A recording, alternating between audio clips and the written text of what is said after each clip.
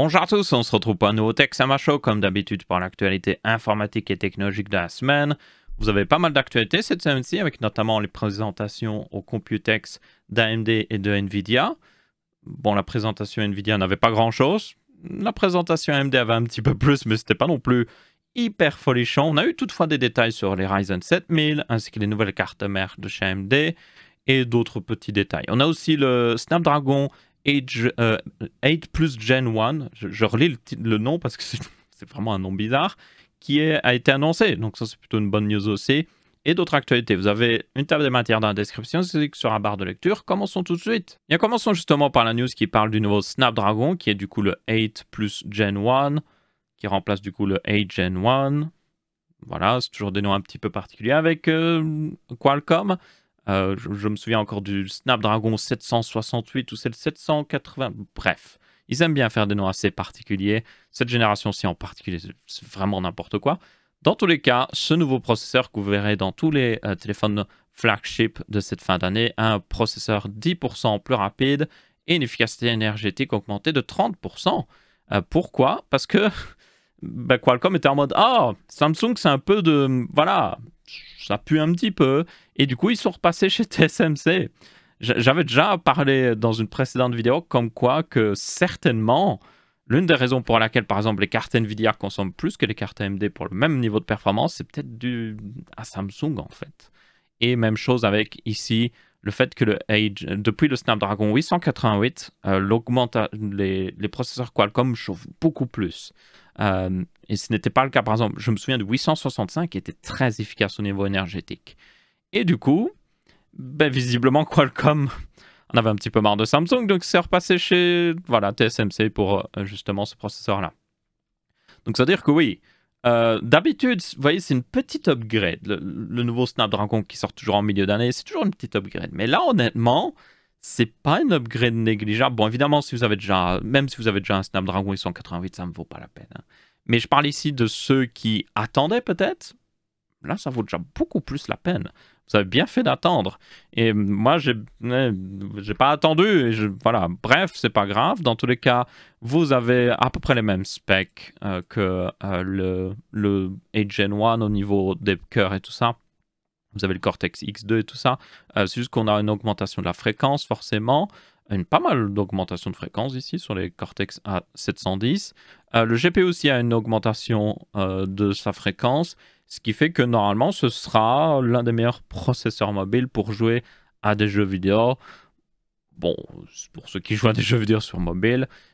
Et aussi, tenez compte que Apple fait toujours mieux. Il me semble que ça arrive à rattraper assez bien la puce A15 de Apple, mais la puce A15 de Apple a pratiquement 1 an maintenant, donc elle va vite être remplacée en cette fin d'année par une autre puce qui sera encore plus puissante. Donc, yep, on verra bien ce que ça donnera à ce niveau-là. Une chose est sûre, personnellement, je trouve que c'est plutôt une bonne chose qu'ils soient repassés chez TSMC. C'est pas une bonne chose que TSMC contrôle autant le marché, on va être honnête, mais le truc c'est Samsung a vraiment du mal. Enfin, le truc c'est que si on parlait de même des cartes graphiques, genre le fait que la RTX 3080 consomme plus qu'une RX 6800 XT, ok, voilà, c'est un peu embêtant, mais ça va encore. Pour un téléphone mobile, ça fait toute la différence. Vous êtes coincé sur une batterie. Vous avez besoin de cette efficacité énergétique qui soit la plus avantageuse possible. Donc là, non. Là, je suis pour le fait que, oui, c'est dommage, mais c'est ce qui est le plus efficace au niveau énergétique. Pour un processeur mobile, c'est assez important. Et surtout pour Qualcomm. C'est un argument commercial. Le Dimensity 9000, que j'ai déjà parlé plusieurs fois, il est gravé chez TSMC. C'est pour ça qu'il est beaucoup plus efficace et qu'il est vraiment pas trop mal niveau performance. Même si les gens continuent de critiquer Mediatek, alors que Mediatek a fait énormément d'efforts ces derniers temps. C'est un petit peu dommage d'ailleurs. S'il y a bien un monopole qu'on doit casser, c'est le monopole de Qualcomm. Pas forcément le monopole de TSMC tout de suite, même si ce serait bien. Bref, dans tous les cas, on verra bien ce que ça donne ce processeur. Il y a un prototype qui est sorti que Qualcomm a donné aux gens pour tester. C'était basiquement un Asus. Il y en a qui disaient que c'était un ROG Phone, mais ça ressemble plus à un Zenfone. Donc à voir si peut-être Asus prévoit de faire un nouveau ROG Phone, parce qu'ils n'en ont pas fait jusqu'à maintenant avec le 8 Gen 1. Donc est-ce qu'ils vont le faire avec le 8 Gen 1 Plus, le 8 Plus Gen 1, non bizarre. On verra bien ce que ça donnera. En parlant de téléphone, vous avez justement Apple qui est en train de tester l'USB-C pour leur téléphone. Donc oui, ce n'est pas si étonnant que ça. Alors, si ça ne tenait qu'à Apple, ils auraient gardé le Lightning. Les raisons que donne Apple pour garder le Lightning sont d'ailleurs totalement... Ils disent que c'est pour éviter des e-waste avec tous les chargeurs et tout ça. Pas vraiment vrai parce que déjà, la plupart des chargeurs ont un câble détachable. Donc, vous avez juste à changer le câble. En réalité, pas à changer de chargeur. Donc, dire qu'il faut changer tout... il y a toutefois quand même des accessoires, évidemment, qui utilisent beaucoup de câbles Lightning, qui peut-être n'ont pas le câble détachable, même si la plupart, honnêtement, l'ont. Donc, il y aura forcément un petit peu d'e-waste. Mais la raison principale, et qu'il ne faut jamais oublier, c'est que le Lightning doit être certifié et vous devez payer Apple, je crois, c'est 30-40%, un truc comme ça, du prix de... Genre, c'est énorme. Vous devez payer Apple pour utiliser le Lightning. Et c'est ça qui leur fait plein d'argent. Donc, c'est pour ça qu'ils ne voulaient pas passer à l'USB type C. Ils sont seulement passés à l'USB type C sur les appareils qui en avaient vraiment besoin, comme les iPads, comme évidemment les MacBooks. Parce qu'imaginez utiliser un MacBook avec des ports Lightning coincés en USB 2.0. Yep, ce serait un petit peu honteux. Dans tous les cas, il y a une régulation européenne, évidemment, qu'on avait déjà parlé, qui maintenant va obliger les constructeurs, enfin ça fait quelque temps qu'elle existe, mais qui oblige les constructeurs à utiliser le même chargeur, ou plutôt le même port pour le chargement des téléphones. Et Apple s'était déjà un petit peu fait taper sur les doigts pour le fait qu'il continue d'utiliser le Lightning. Donc on ne le verra pas cette année-ci, ce qui est fort dommage selon moi, mais on le verrait l'année prochaine.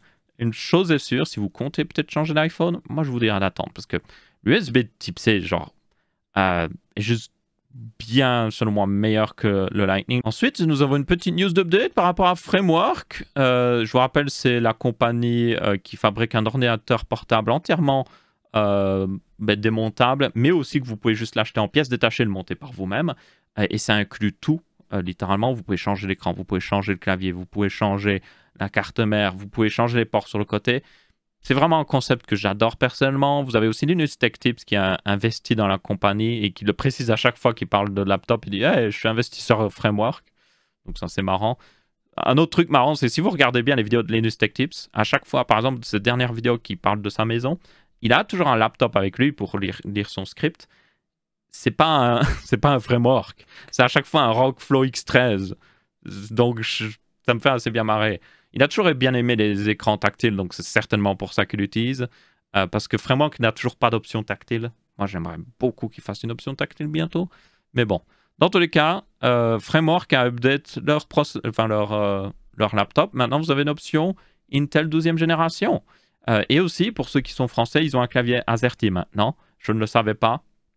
Qu'il avait fait, en réalité, ça fait un petit moment qu'ils l'ont fait. Je ne l'avais pas vu la formation passer, donc ça, c'est plutôt cool. Merci à une personne qui me l'avait dit sur Twitter d'ailleurs. Et du coup, vous pouvez, oui, l'avoir en version AZERTY et maintenant, bientôt, avec les Intel 12e génération, ce qui est une sacrée upgrade quand même par rapport. La 11e génération se débrouille bien, surtout pour un Ultrabook, mais la 2e génération est juste beaucoup plus puissante. Donc, ça fait une sacrée upgrade si vous, justement, vous hésitiez. Et là, ce qui est bien avec cet ordinateur, alors, évidemment, on va être honnête, hein, on ne sait pas encore le futur de Framework. Peut-être que dans 2 ans, ils font faillite. C'est tout à fait possible. Mais s'ils ne font pas faillite, voilà une partie du futur. Vous avez un kit d'upgrade 12e génération. Donc si vous avez déjà un laptop Framework, et vous êtes en mode « Oh, mais je veux juste passer à la 2e génération », vous pouvez juste utiliser ce kit d'upgrade. Et c'est bon. Et voilà, vous passerez à la 2e génération. Et vous allez me dire « Ouais, mais du coup, ça crée des e-waste. Qu'est-ce que je fais avec les anciens trucs ?» Vous pouvez les réutiliser. Genre, vous pouvez les réutiliser.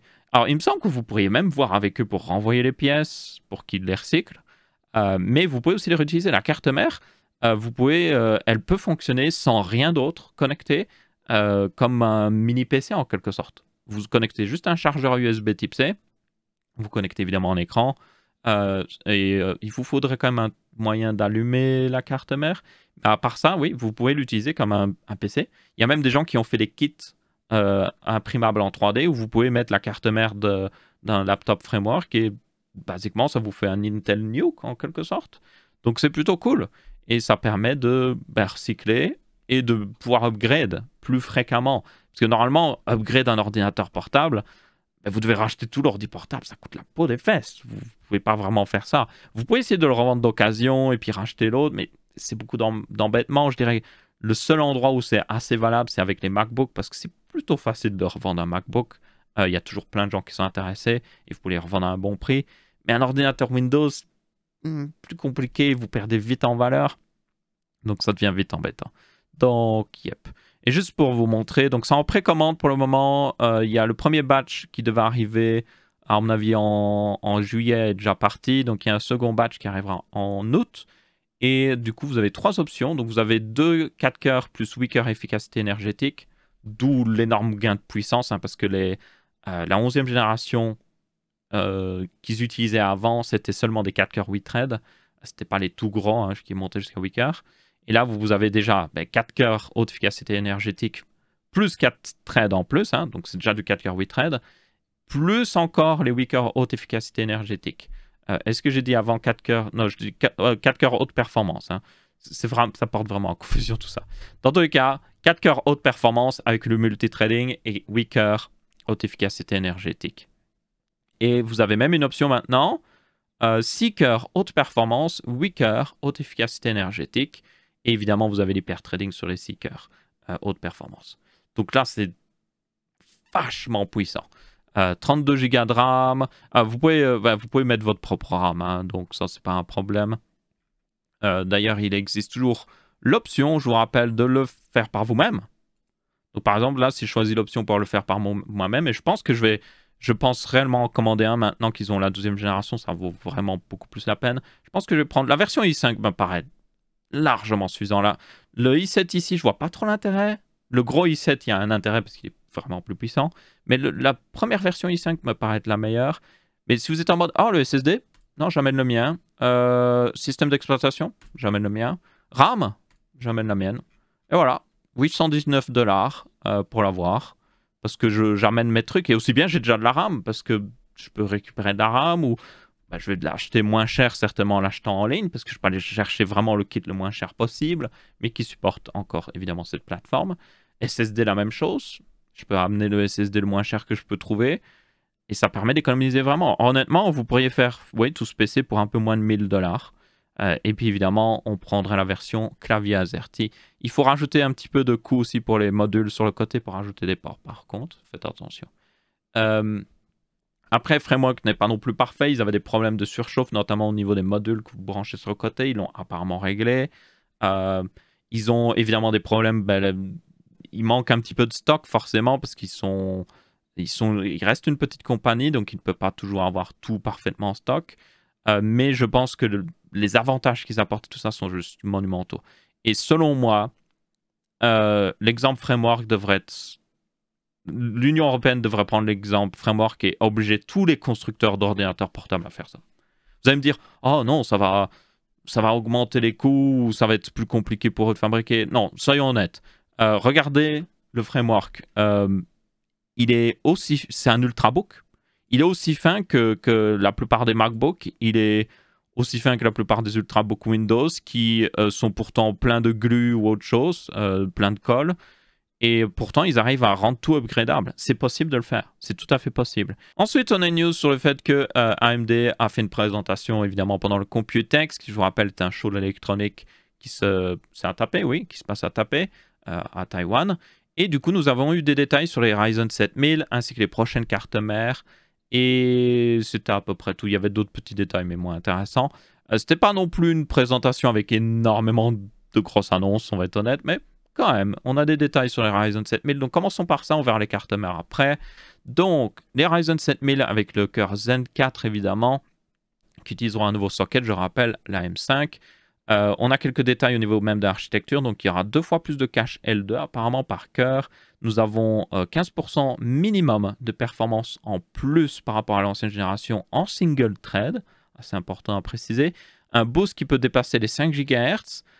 Et on a même vu, ils ont montré une vidéo d'un jeu qui tournait sur un processeur Ryzen 7000 où le boost montait jusqu'à 5,5. Et je vous rappelle que le maximum qu'ils avaient atteint avec les Zen 3, c'était 5 GHz avec le 5950X justement. Donc là, ça fait une augmentation de 500 MHz sur le boost. Plutôt pas mal. Et nous avons aussi le fait qu'ils vont introduire une puce qui permet d'accélérer tout ce qui est IA directement sur le processeur. Et rajouter du coup certainement des instructions qui permettent de supporter ça. Parce que vous avez...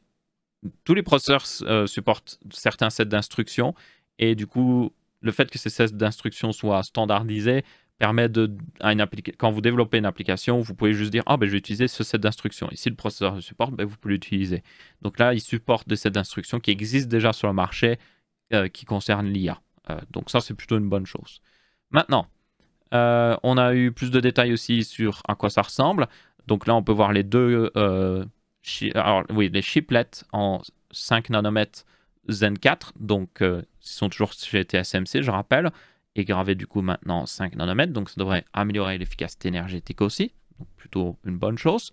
Donc, c'est 8 cœurs par chiplet normalement, ce qui nous donnera évidemment 16 cœurs maximum et 32 threads.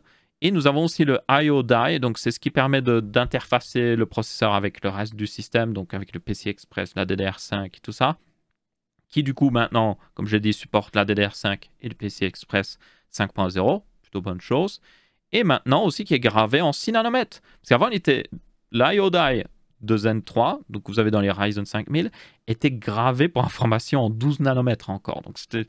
Voilà, se dire qu'il ne fait pas grand-chose, hein, cet I/O die. Il n'y a pas de processeur dessus. Il fait juste interface avec le reste. Mais ça devait quand même consommer un petit peu d'énergie. Donc ça devrait améliorer les choses. C'est plutôt une bonne chose. Et vous avez aussi maintenant le fait qu'ils pourront intégrer un cœur, ou plutôt des cœurs graphiques RDNA 2.0 dans cet I/O die. Donc la partie graphique serait là-dedans. Et le truc, c'est que je vous rappelle, AMD, on avait vu des leaks par le passé, voudrait faire un petit peu comme Intel, et c'est-à-dire ne plus avoir des APU qui sortent plus tard, beaucoup plus tard même des fois, avec par exemple les 5700G qui ont mis énormément de temps à sortir, et directement avoir une version avec cœur graphique et une version sans cœur graphique, et que ce soit les mêmes surtout.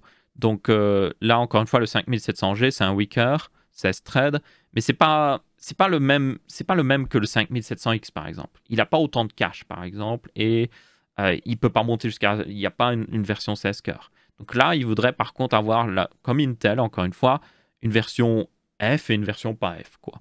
Donc ce serait une bonne chose selon moi, surtout pour les gens qui ont besoin d'un chipset graphique, qui n'ont pas besoin d'une vraie carte graphique.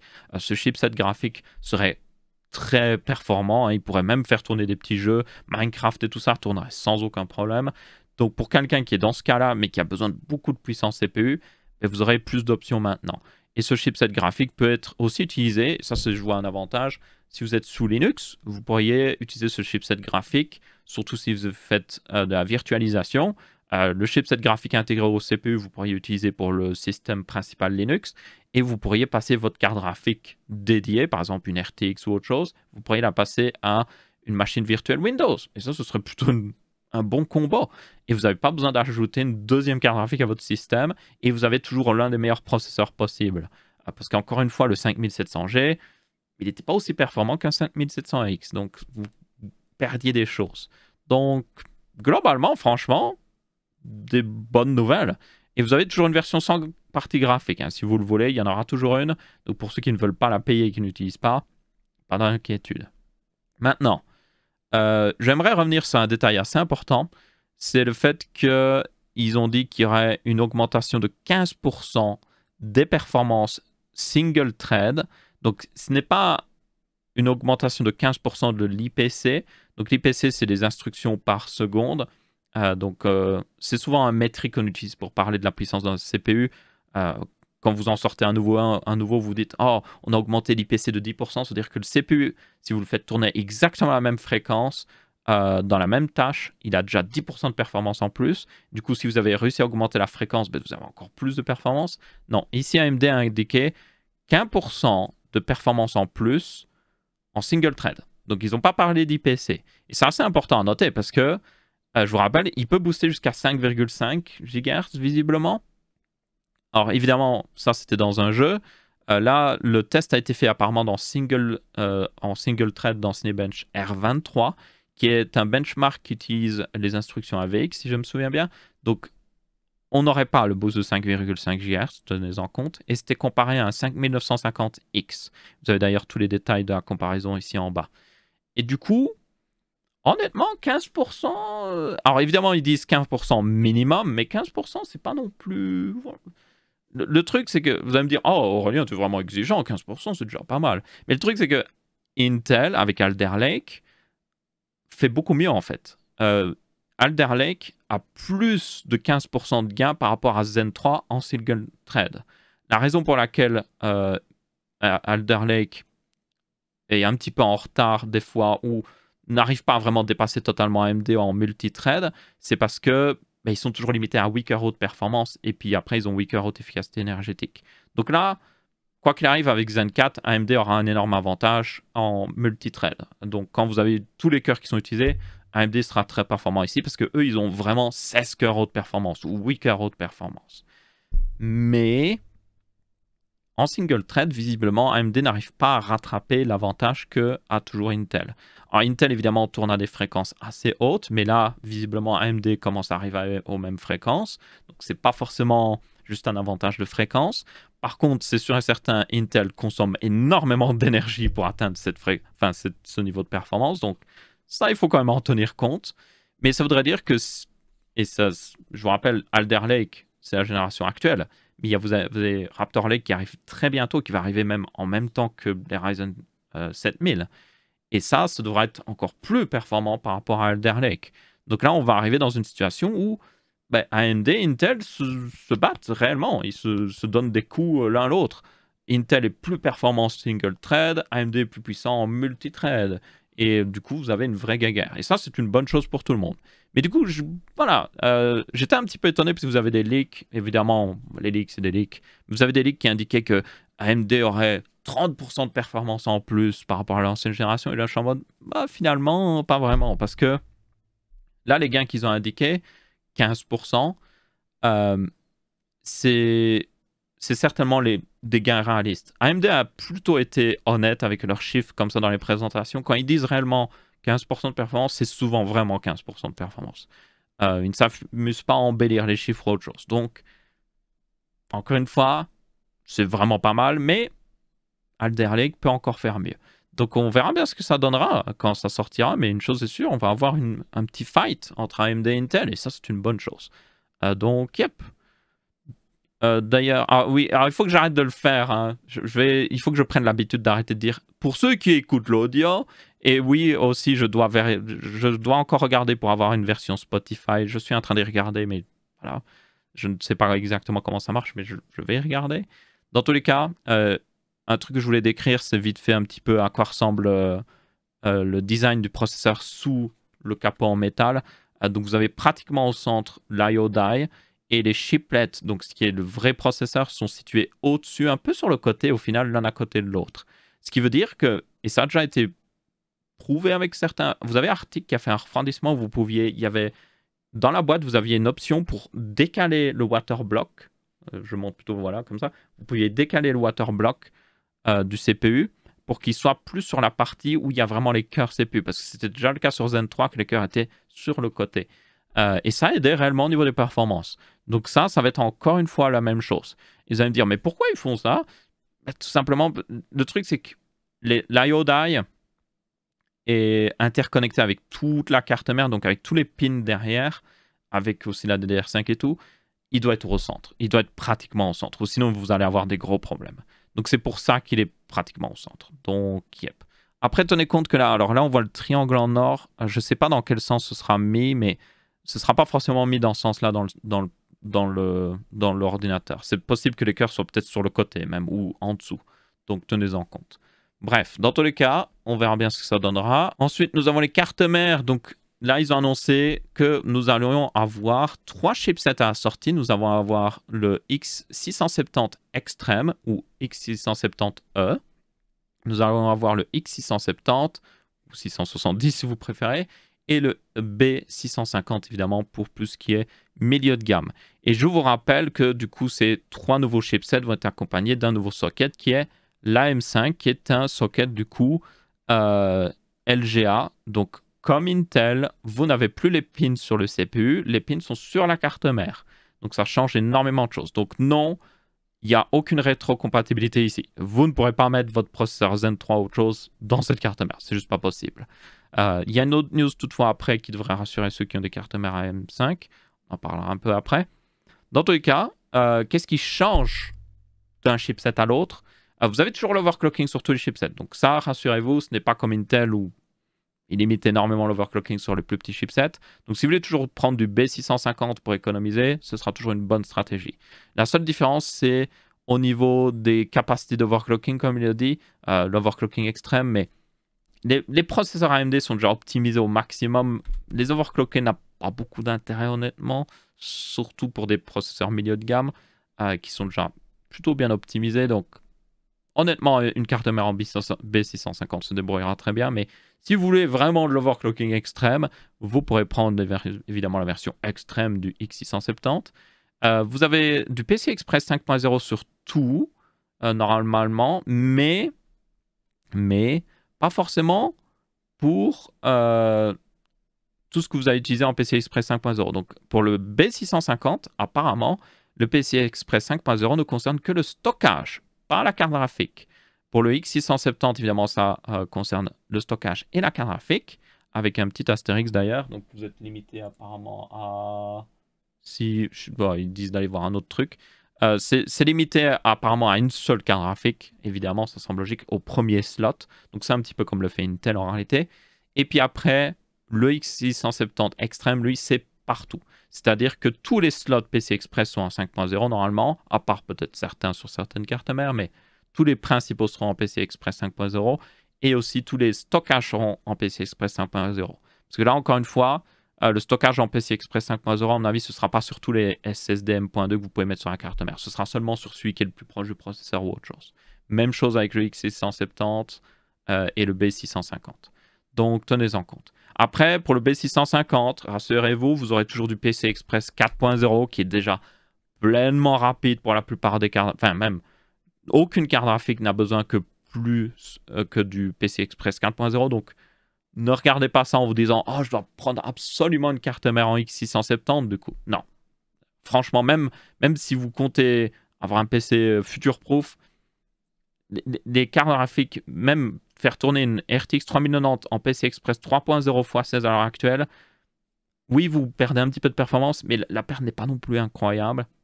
Donc, même dans le futur, si vous voulez acheter une RTX, je sais pas moi,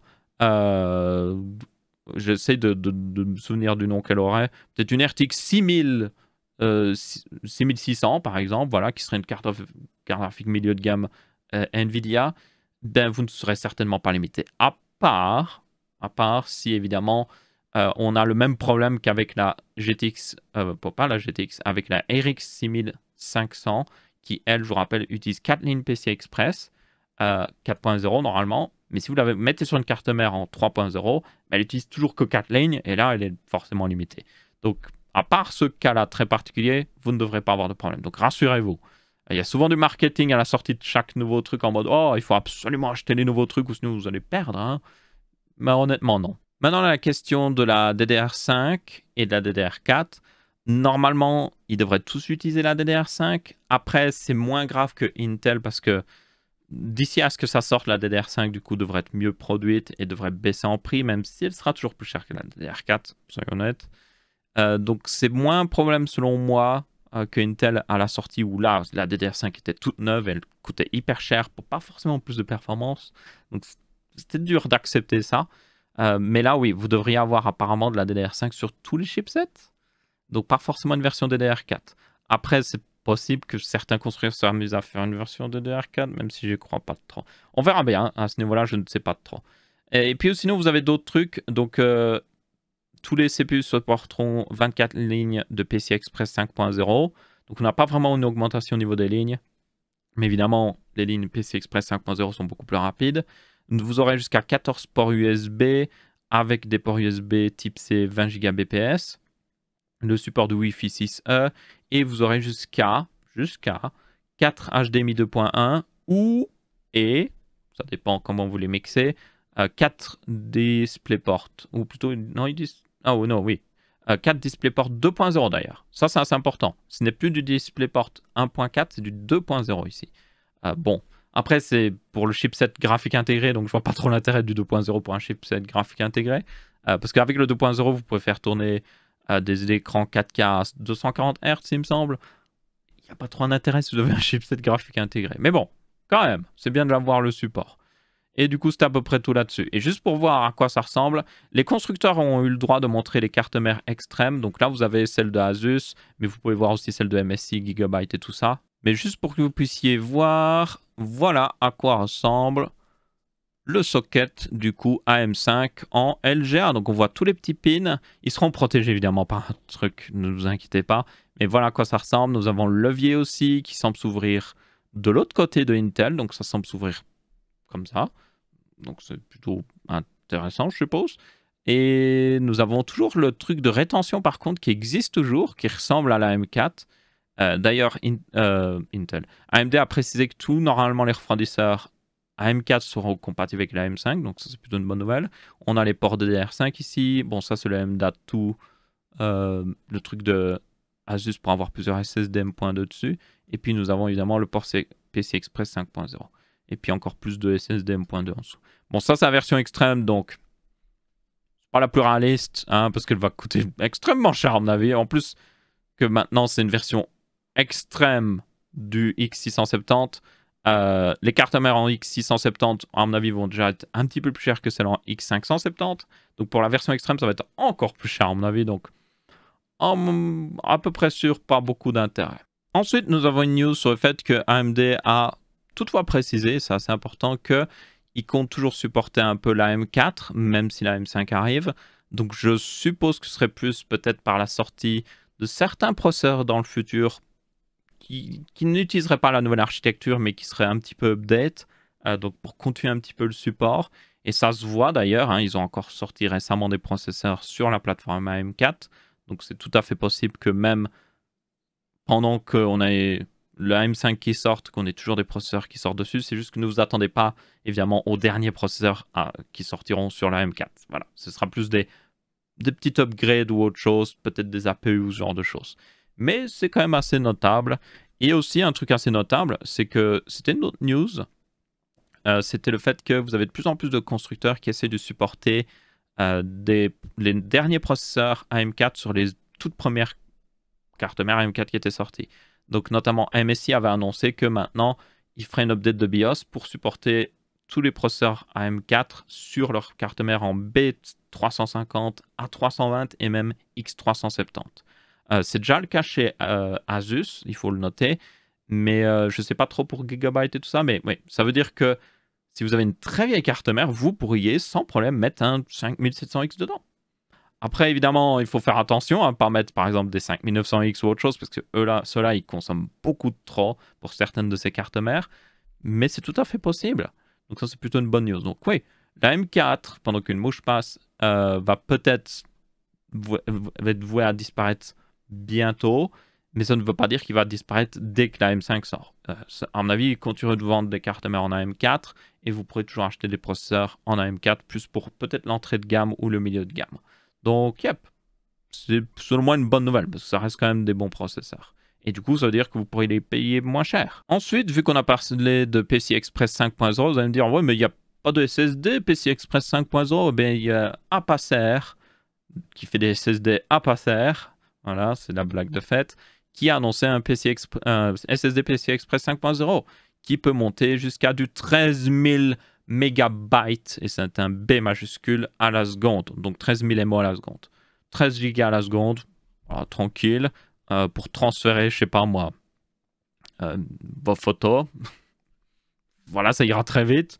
Et du coup, est-ce que vous devriez acheter un SSD pareil? Non, non, juste non. Ça ne vaut vraiment pas la peine. On va être très honnête.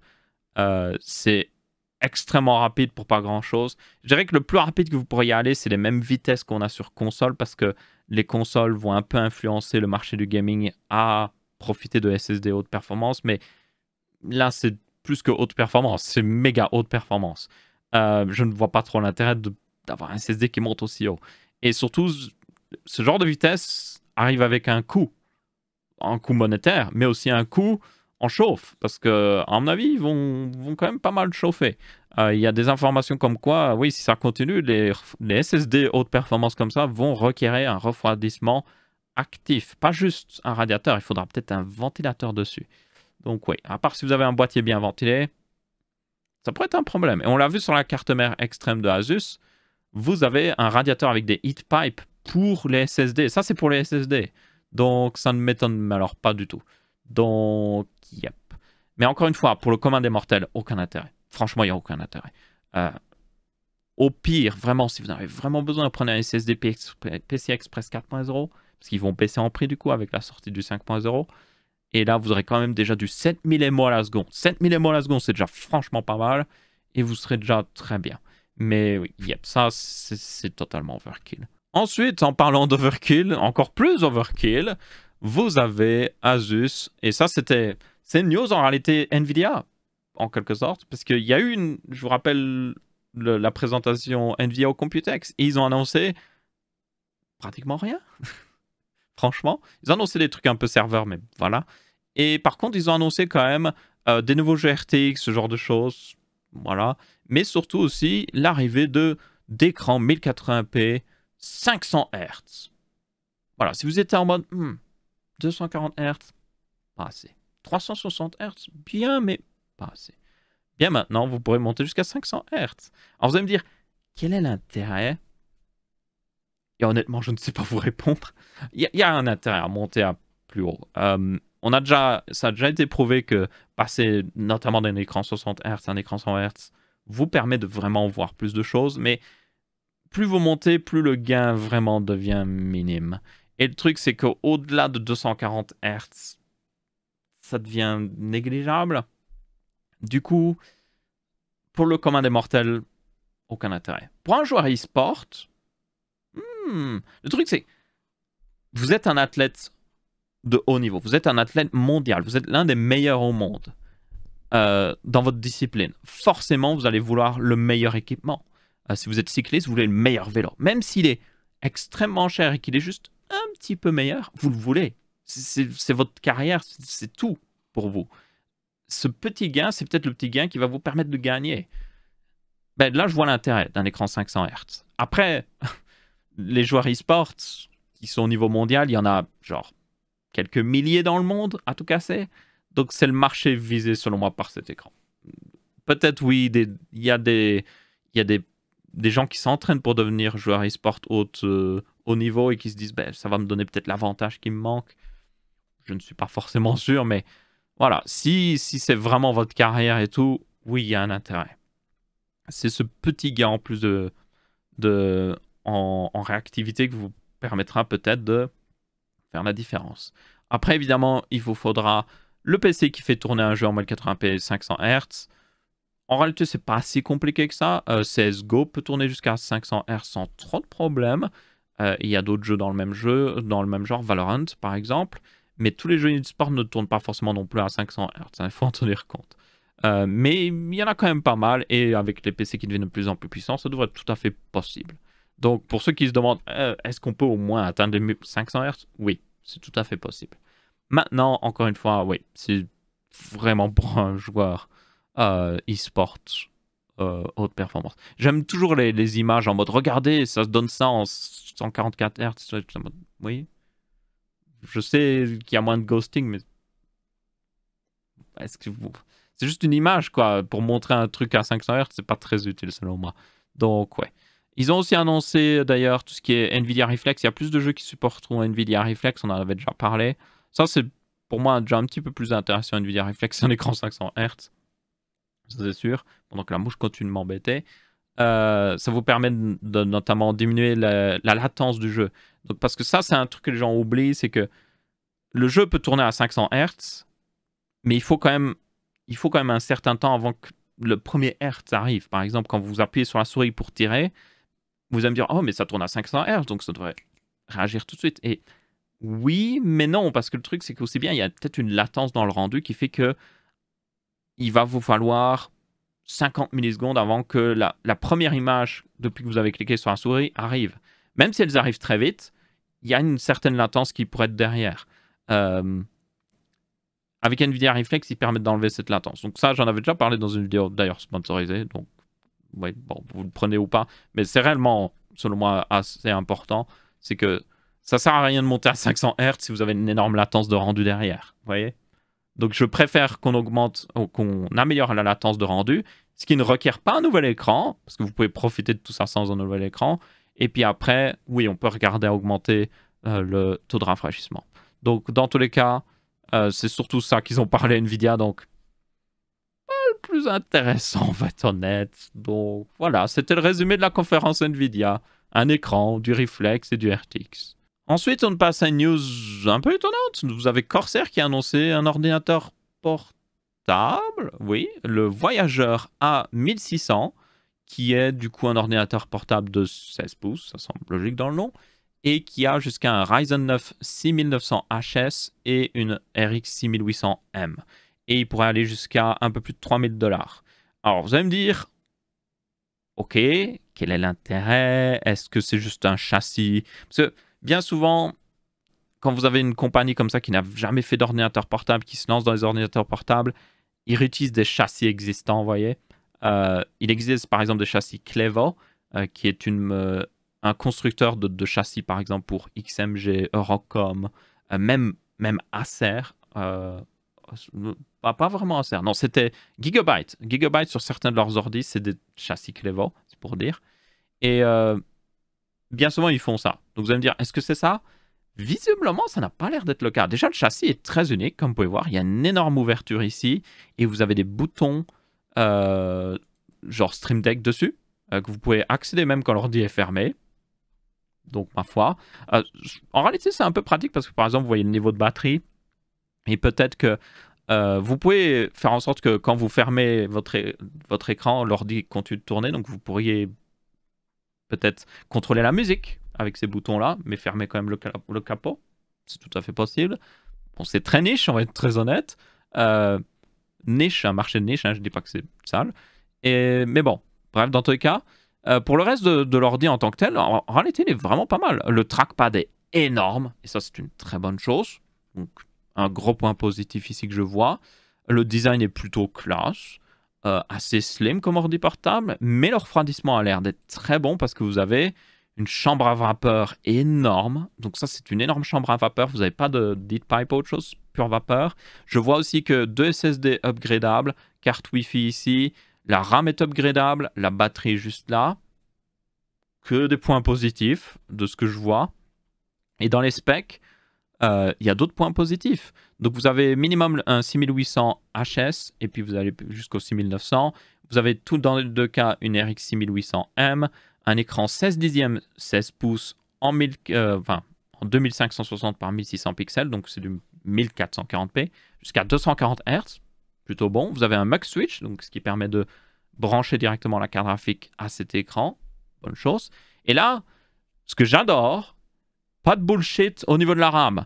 Le minimum de RAM, c'est 32 Go. Il y a des constructeurs, ils vous font payer des fois un ordinateur 2500 €, même 3000 €, ils mettent que 16 Go de RAM dedans. Il y en a qui existent. Et vous savez, c'est tous. En réalité, c'est tous. Asus, MSI, Gigabyte, tous. Ils le font tous. Ils vendent tous des ordinateurs portables à ce prix-là avec 16 Go de RAM. Corsair, là, ils sont en mode, pas de conneries. Vous avez 32 Go au minimum et vous avez un modèle 64 Go. J'adore ça. Franchement, il faut qu'on arrête la bullshit de limiter autant la RAM.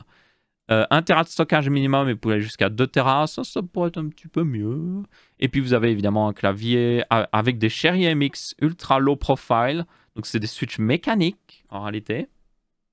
Et apparemment, il y a il y a des touches en membrane pour les touches de taille de moitié de taille. Donc, à mon avis, toutes les touches ne sont pas mécaniques. Ça doit être, par exemple, peut-être les touches de fonction sont peut-être en membrane. C'est raisonnable, c'est raisonnable. Et ensuite, vous avez 10 touches, comme j'ai dit, tactiles qui sont basiquement un Stream Deck. Donc, ça fonctionnera avec le logiciel Stream Deck. Une webcam 1080p, 30 fps. Dommage. Dommage qu'il ne soit pas monté jusqu'à 60 là-dessus. Surtout que ça semble être un PC qui vise les streamers. Ça aurait été bien 60 fps selon moi. Donc ça, c'est un petit peu dommage, surtout pour le prix. Venez pas me dire qu'ils n'arrivent pas à trouver un capteur 1080p 60 fps pour ce prix-là. Et puis vous avez du Thunderbolt, donc ça c'est une très bonne chose. Donc les ports USB type C, il y en a deux qui supportent l'USB 4.0 et le Thunderbolt. Donc il faut le noter parce que tous ne le font pas forcément. Vous avez encore d'autres ports USB type C, USB type A, un lecteur de carte SD plutôt rapide, c'est un SDXC 7.0 et c'est un full taille, donc c'est pas un micro SD qui ne sert à rien, je ne sais pas pourquoi le constructeur compte faire ça.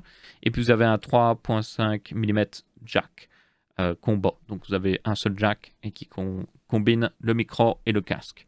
Wi-Fi 6E, Bluetooth évidemment, Windows 11. La batterie est le maximum autorisé dans un avion, 99 Wh, excellent. Et vous avez finalement le poids et les dimensions. Poids 2,4 kg, c'est un bon poids pour un 16 pouces avec autant de trucs. Et les prix qui sont... Bon, les prix sont chers. Alors, on va être honnête. Voilà, c'est un bon prix. 2700 $ minimum et 3000 $ pour le plus grand modèle. Alors, c'est cher sans être cher. Le truc, c'est que certains constructeurs, pour 64 Go de RAM dans un ordinateur portable, vous ferez payer beaucoup plus que 3000 $. Le truc que je vois ici, c'est qu'ils ont toutes les bonnes specs, en fait. Il y a aucun... Je ne vois aucun vrai défaut au niveau spec pur. Après, évidemment, il faut le tester hein, pour voir. Mais d'un point de vue pur spec, il est juste excellent, en fait. Il y a l'air d'avoir des bons speakers sur le côté, donc un bon système de son. Vous avez un énorme trackpad. La construction a l'air d'être excellente. Franchement, est-ce que Corsair va arriver à faire beaucoup mieux ce que voulait faire Razer? C'est-à-dire faire un ultrabook vraiment puissant. Alors, en réalité, non, ils visent pas trop le marché de l'ultrabook. Ça ressemble, c'est clairement un ordinateur plus gaming ici. Même si, franchement, vous pourriez l'amener dans une réunion ou même à l'école et ça ne choquerait personne. Mais il est clairement un petit peu plus gamer. Mais après, et puis il n'est pas peut-être aussi fin que ou aussi léger qu'un Razer Blade. Mais selon moi, ils font un bien meilleur travail. Et pour le même prix. C'est surtout ça qu'il faut noter. La 6800, la RX 6800M est quand même pas mal puissante. Elle est au niveau d'une 3070 Ti mobile. Mais après, ça dépend du wattage. Je suppose ici que Corsair permet de la faire monter au plus haut wattage possible. Donc 150 watts normalement. Donc ça devrait quand même lui donner pas mal de performance. La chambre à vapeur devrait aider pas mal aussi à ce niveau-là. Mais ça c'est les inconnus, je dirais. Les ordinateurs portables, c'est peu importe les specs. Le plus important, ça reste leur refroidissement. Si c'est bien refroidi, vous avez toutes les performances que vous pouvez tirer parti des puces. Si c'est pas bien refroidi, ben vous pouvez pas en tirer parti.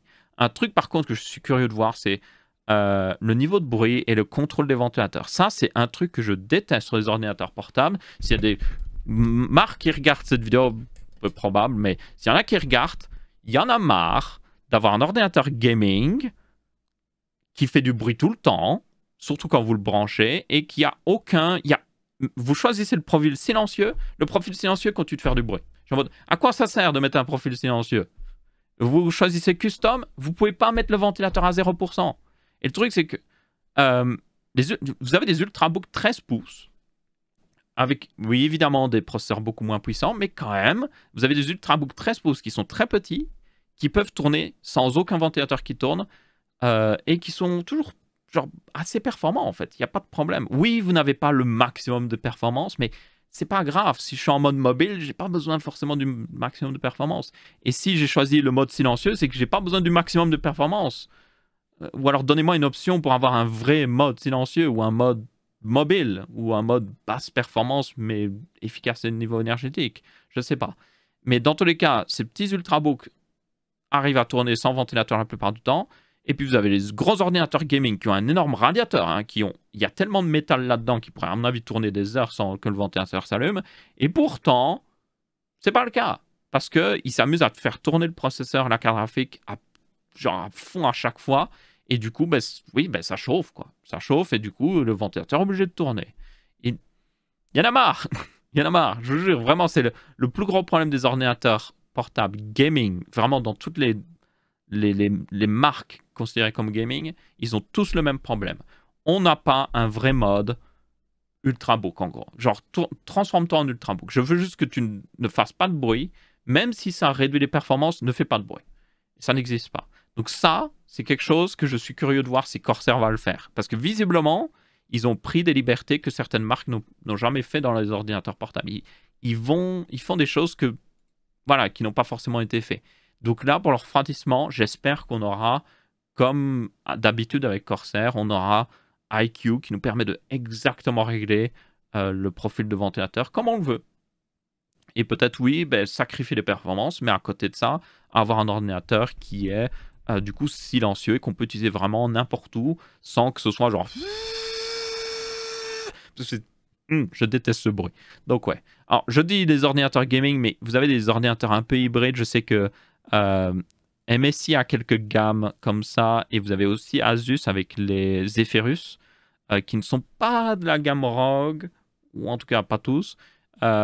Et là, oui, il y a un vrai mode. Quand vous le mettez en mode silencieux, je vois notamment avec mon ROG Flow X13, et même sur le Z13 en réalité. Si vous êtes pas branché sur le secteur ni rien, que vous tournez sur la batterie, il y a vraiment un mode où, oui, le ventilateur tourne pas. Donc ça, c'est cool à voir. Mais il n'y a pas encore assez de marques qui le font, et surtout, il y en a marre des ordinateurs gaming qui n'ont pas ce mode-là intégré directement. Je n'ai pas besoin de toutes les performances de l'ordinateur en permanence, ok? C'est tout à fait raisonnable de demander que l'ordinateur soit juste en mode ne fait pas de bruit et essaie de durer le plus longtemps possible sur batterie. Parce que le truc, c'est ça aussi, ça chauffe parce qu'ils font tourner le processeur à un très haut niveau de performance, mais ça veut dire que ça consomme la batterie. Donc vous avez des ordinateurs gaming qui ont une batterie de 99 Wh justement, et qui ne tiennent pas plus qu'un ordinateur normal avec une batterie de 66 Wh.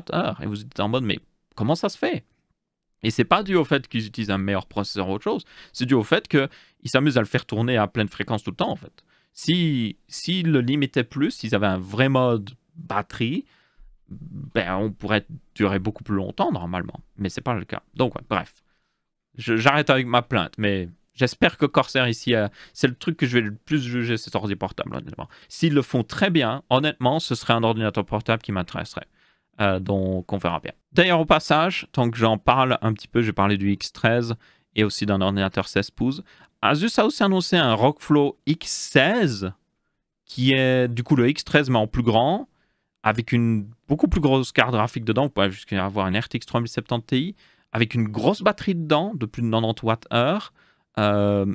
Donc vous avez toujours un peu le principe du ROGFlow, donc vous pouvez le mettre à comme ça, vous voyez, vous pouvez retourner l'écran totalement. L'écran est tactile, mais maintenant c'est du 16 pouces, toujours 16 dixièmes.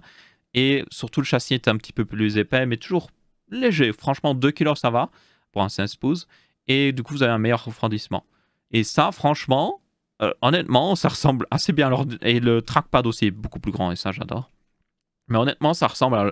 Pour moi, c'est l'ordinateur qui serait idéal pour moi. J'aime beaucoup les 13 pouces, mais le truc, c'est que j'aime les écrans tactiles. J'adore les écrans tactiles. J'utilise beaucoup les tablettes.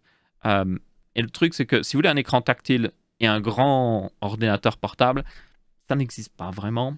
Vous en avez, mais vous êtes très vite limité en choix. Donc, bien souvent, si vous voulez une vraie bonne expérience tactile avec un ordinateur portable et qui reste raisonnable en termes de prix, ben, vous avez des ordinateurs 13 ou 14 pouces.